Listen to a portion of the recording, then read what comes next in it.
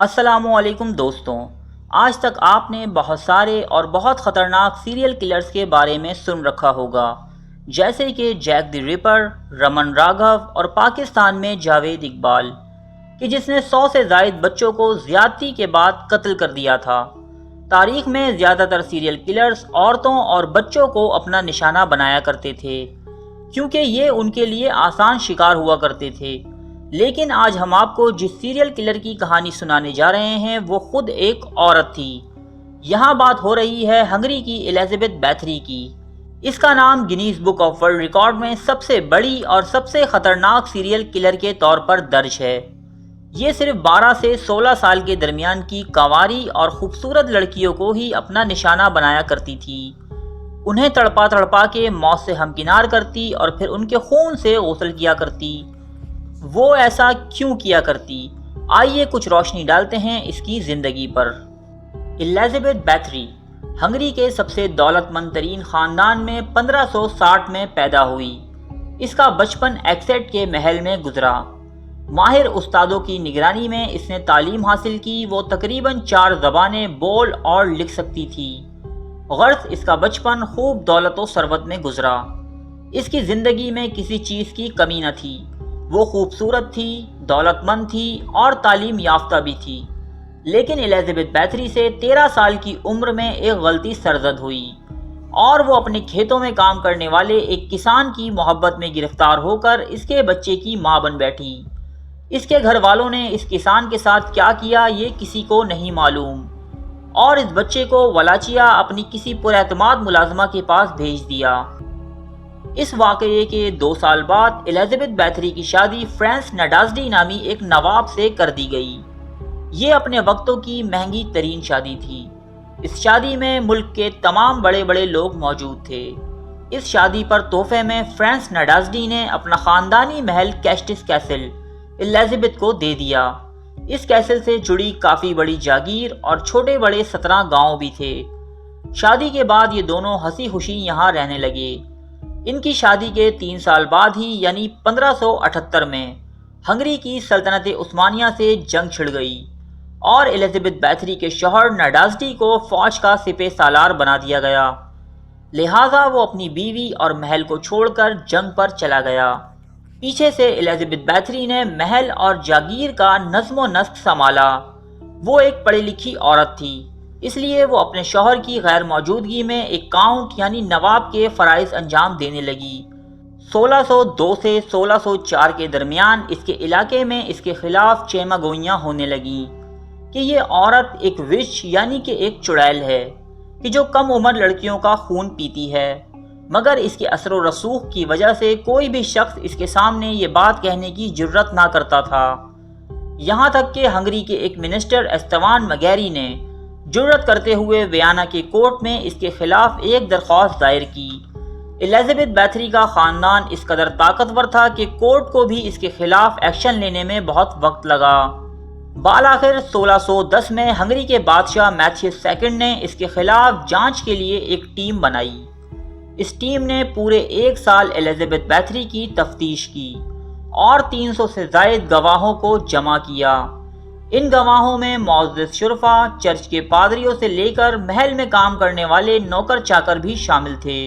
گواہوں کی نشاندہی پر جب اس ٹیم نے محل کی چھان بین کی تو انہیں کئی لڑکیوں کی لاشوں سمیت نیم مردہ لڑکیاں کہ جن پر وحشیانہ تشدد کیا گیا تھا اور کئی کٹے ہوئے انسانی اعضاء ملے۔ گواہوں کے مطابق ایلزابتھ نے شروع میں اپنے کھیتوں میں کام کرنے والے کسانوں کی کم عمر بیٹیوں کو قتل کرنا شروع کیا تھا۔ اس کے بعد اس کے چند نوکر مختلف جگہوں پر جا کر خوبصورت اور کم عمر لڑکیوں کو زیادہ پیسے کا لالچ دے کر محل میں نوکری کے جھانسے میں یہاں لے آتے۔ پھر یہاں شروع ہوتی مظالم کی ایسی داستان کہ جسے پڑھ کر انسان کی روح تک کانپ جاتی ہے۔ وہ ان لڑکیوں کو برہنہ کر کے انہیں جگہ جگہ سے جلاتی، بری طرح مارتی پیٹتی، ان کے جسموں میں سوئیاں چبوتی، ان کے ہاتھ اور پیر کاٹ دیتی۔ وہ کسی لڑکی کے جسم کا تمام خون نچوڑنے کے بعد اسے برہنہ حالت میں ٹھنڈے پانی کے ایک تالاب میں ڈال دیتی کہ جہاں ٹھنڈ سے جم کر اس کی موت واقع ہو جاتی۔ اس کے قتل کرنے کا ایک طریقہ یہ بھی تھا کہ وہ کسی لڑکی کے جسم کو شہد میں تر کر کے ایک باغ میں چھوڑ دیتی کہ جہاں شہد کی مکھیاں اور متعدد کیڑے اس کے جسم کو نوچ نوچ کر کھا جاتے تھے۔ اس عورت یعنی الزبتھ بیتھری کے اوپر آدم خور ہونے کا الزام بھی موجود ہے۔ اس کے ساتھ اس کام میں اس کے 3 ملازم بھی شریک تھے جنہیں سزائے موت سنائی گئی۔ انہی ملازموں نے اعتراف کیا کہ الزبتھ بیتھری ان لڑکیوں کے جسم سے خون نچوڑ کر اس سے غسل کیا کرتی تھی۔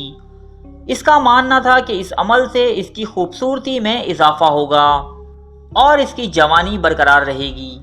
وہ وچ کرافٹ یعنی کالے علوم پر اندھا اعتقاد رکھتی تھی۔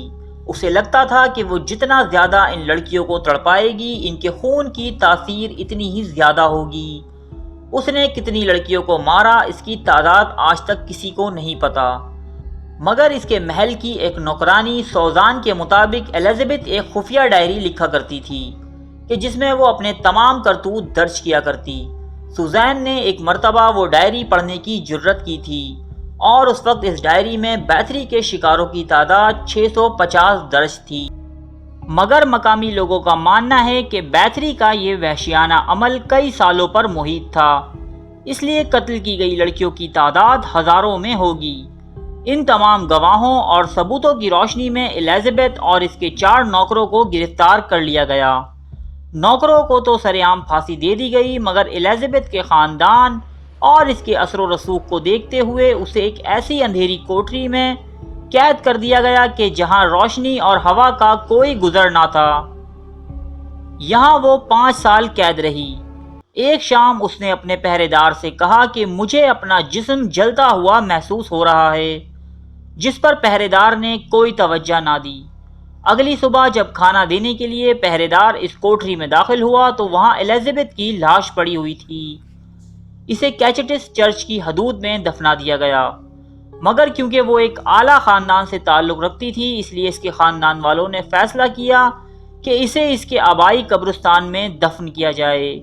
لیکن دوستو، یہاں ایک عجیب واقعہ ہوا۔ اس کی لاش کو منتقل کرنے کے لیے جب اس کے تابوت کو کھولا گیا تو اس کی لاش وہاں سے غائب تھی اور تابوت خالی تھا۔ دوستو، یہ معمہ آج تک حل نہیں ہو سکا ہے کہ اس کی لاش گئی تو گئی کہاں۔ اس کی قبر اور لاش کا سراغ آج کے سائنسی دور میں بھی نہیں لگایا جا سکا ہے، اور یہ بھی اس دنیا کے ان کھلے رازوں میں سے ایک راز بن کر رہ گیا ہے۔ اردو ڈائری، جس میں آپ کو ملے گی وہ معلومات جو اس سے پہلے اردو زبان میں دستیاب نہیں تھی، ایسی معلومات جو آپ کی زندگی میں بہتری لانے کا سبب بنے گی۔ قدیم فرعونوں کے عجیب و غریب قصے، خوبصورت ملکاؤں اور شہزادیوں کی عبرتناک داستانیں، تاریخی خونریز جنگوں سے لے کر موجودہ سائنسی عروج تک، موٹیویشنل ویڈیوز، سائنس فکشنز، ڈاکیومنٹریز، یہ سب دیکھنے کے لیے سبسکرائب کیجئے اردو ڈائری کو اور بیل کے آئیکن پر کلک کیجئے۔